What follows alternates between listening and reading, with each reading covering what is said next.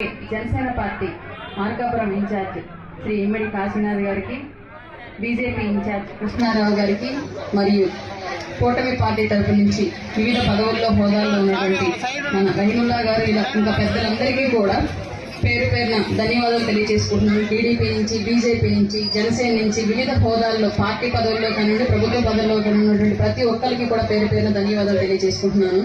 ఈ రోజు మనం జరుపుకుంటున్నటువంటి ఈ మార్కాపురం ప్రత్యేక జిల్లాగా ఇచ్చినటువంటి కూటమి ప్రభుత్వానికి కృతజ్ఞతలు తెలియజేసుకుంటూ, మార్కాపురం జిల్లాలో ఉన్నటువంటి ప్రతి గ్రామంలోనూ, అలాగే ప్రత్యేకించి మార్కాపురం నియోజకవర్గంలో కందుల నారాయణ రెడ్డి గారి ఆధ్వర్యంలో వీధి వీధి వాడ వాడ జరుపుతున్నటువంటి ఈ సెలబ్రేషన్స్ అన్నింటికీ కారణం ఈ రోజు మనందరం గొప్పగా మనకు మార్కాపురం జిల్లా వచ్చింది అని చెప్పేసి చెప్పుకుంటున్నాము. అంటే భవిష్యత్తులో మన బిడ్డల బ్రతుకులు బాగుంటాయని చెప్పేసి బలంగా నమ్ముతున్నామంటే దాని అంతటికీ కారణం కూడా ఈ జిల్లాని ప్రకటించినటువంటి కూటమి ప్రభుత్వం, ముఖ్యమంత్రి చంద్రబాబు నాయుడు గారు, ఉప ముఖ్యమంత్రి పవన్ కళ్యాణ్ గారు, అలాగే బీజేపీ అధిష్టానం అందరి యొక్క సమిష్టి కృషి ఫలితం ఇది. అయితే అసలు ప్రత్యేకించి ఈ జిల్లా కోసం పోరాడి ఈ జిల్లాని మనకు తీసుకురావడంలో కార్యోన్ముఖులే, కార్య సాధకులే ఈ రోజు మనందరితో పాటు ఈ విజయానికి కారకులైనటువంటి శ్రీ కందుల నారాయణ రెడ్డి గారు, కాశీ విశ్వనాథ్ వీళ్ళందరి యొక్క కష్టానికి ఫలితం ఈ రోజు మార్కాపురం జిల్లా. ఈ రోజు వైసీపీ కండవాలు వేసుకుని ఇష్టారీతిగా మాట్లాడుతున్నటువంటి మార్కాపురం వైసీపీ నాయకులు ఆ రోజు ఎక్కడున్నారో తెలుసా? వీళ్ళు నిరాహార దీక్ష శిబిరాల్లో కూర్చొని ఆకలి తప్పులతోటి అల్లాడుతూ జిల్లా వస్తే మా భవిష్యత్తు బాగుండిద్ది, మా జిల్లా ప్రజల వలసలు ఆగుతాయి, మా బిడ్డల చదువులు బాగుంటాయి, వాళ్ళకు ఉద్యోగాలు వస్తాయని చెప్పేసి ఆకలి పేదలతో అలంటిస్తూ ఉంటే, ఇప్పుడు ఈ జిల్లా గురించి నెగిటివ్ గా మాట్లాడుతున్నటువంటి వైసీపీ నాయకులు ఆ రోజు ఎక్కడున్నారో మీకు తెలుసా? వాళ్ళ నాయకుడు తాడేపల్లి ప్యాలెస్ లో పబ్జీ ఆడుకుంటూ కూర్చుంటే, ఆ పబ్జీ ఆట ఎప్పుడు క్లియర్ అయితే ఆయన ఎప్పుడు బయటకు వస్తాడో, మాకు ఎప్పుడు అపాయింట్మెంట్ దొరికిద్ది అని చెప్పేసి వెళ్ళి తాడేపల్లి ప్యాలెస్ లో ఎగ్గు పప్పులు తింటా కూర్చున్నారు ఈ నాయకులంతా ఆ రోజు అక్కడ.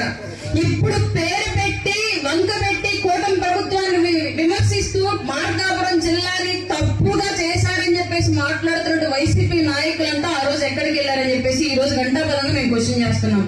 జిల్లాలో అన్ని పార్టీలకు అతీతంగా కుల వర్గాలు, మరి వివిధ రకాలైనటువంటి ఉద్యోగ సంఘాలు అందరూ కూడా ఆ రోజు ముక్త కంఠంతో మార్కాపురం జిల్లా కావాల్సిందే, సపరేట్ గా వెనకబడ్డటువంటి పశ్చిమ ప్రకాశాన్ని మార్కాపురం కేంద్రంగా చేసి మాకు జిల్లా ప్రకటించండి అని చెప్పేసి కోరుకుంటూ ఉంటే, నానా బాధలు పడుతూ ఉంటే, రోడ్డు మీద ధర్నాలు, నిరాహార దీక్షలు, నిరసనలు తెలియజేస్తూ ఉంటే, వైసీపీ నాయకులు మాత్రం ముందాగా ఆ రోజు లగ్జరీగా అధికారాన్ని అనుభవిస్తూ ఇళ్లలో ఏసీల్లో పడుతున్నారు. ఈ రోజు మరి అట్లా ఏసీలో నిద్రపోతూ ఎగ్గు పప్పులు కడుపు నింపుకున్న వాళ్ళకి ఈ రోజు మార్కాపురం జిల్లా గురించి కానివ్వండి, జిల్లా సాధన కోసం పోరాడినటువంటి ఈ వేదిక మీద ఉన్నటువంటి శాసనసభ్యులు మరియు సహచర నాయకులందరి గురించి మాట్లాడే అర్హత ఉందా? ఒక్కసారి ఈ వేదిక సాక్ష్యం క్వశ్చన్ చేస్తున్నాను. మిమ్మల్ని మీరు ప్రశ్నించుకోండి, వైసీపీ వాళ్ళు ఎవరైనా సరే మీకు అసలు అర్హత ఉందా లేదా అని చెప్పేసి. మార్కాపురం ప్రజలకు కూడా ఈ వేదిక సాక్షిగా ఒకటే విన్నవించుకుంటున్నాము, ఇది మన మంచి ప్రభుత్వం. పవన్ కళ్యాణ్ గారు, ముఖ్యమంత్రి చంద్రబాబు నాయుడు గారు, బీజేపీ నుంచి పెద్దలు నరేంద్ర మోడీ గారు అందరి సహాయ సహకారాలతో ఈ రోజు రాష్ట్రం బాగుంది. ఎలాంటి భేషజాలకు పోకుండా వైసీపీ ఎన్ని రకాలైనటువంటి కుల కుట్రలను, మత ఉన్మాదాలను రెచ్చగొడుతున్నా వాటిని వేటిని పట్టించుకోకుండా మా ప్రజలకు ఏం కావాలి?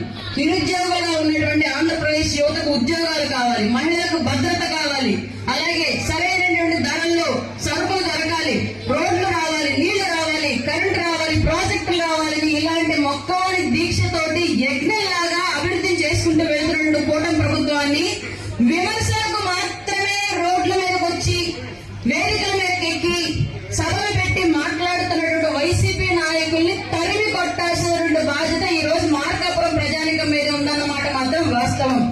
ఖచ్చితంగా మీరు కనుక ఈ బాధ్యత తీసుకోకపోతే 5 ఏళ్ల పాటు ఒక్క అవకాశం అని చెప్పేసి ఒక మూర్ఖుడికి అవకాశం ఇస్తే అమరావతి ఎలా ఆగిపోయిందో, రైల్వే జోన్ ఎలా ఆగిపోయిందో, రాష్ట్రంలో ఉన్నటువంటి రకరకాల ప్రాజెక్టులు పోలవరంతో సహా ఇక్కడ ఉన్నటువంటి వెలుగొండ